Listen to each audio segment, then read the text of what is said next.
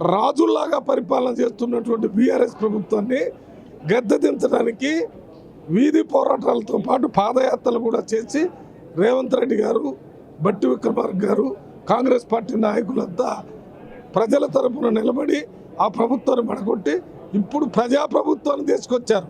దీని పేరే ప్రజాప్రభుత్వం. మీది రాజా ప్రభుత్వం, రాజుల ప్రభుత్వం. సీఎం ఒక రాజు, ఆయన కొడుకు యువరాజు, ఆయన అల్లుడు ఇంకొక యువరాజు. ఆ రకంగా వాళ్ళు ఏం చెప్తే జరిగేది. ఇప్పుడు అట్లా కాదు. ఇప్పుడు క్యాబినెట్, ముఖ్యమంత్రి ఎవరి అధికారాలు వాళ్ళకు ఉన్నాయి.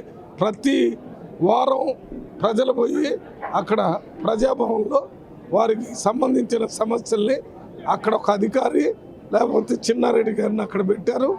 ఒక ప్లానింగ్ బోర్డు వైస్ చైర్మన్ని వారికి ఇస్తున్నారు.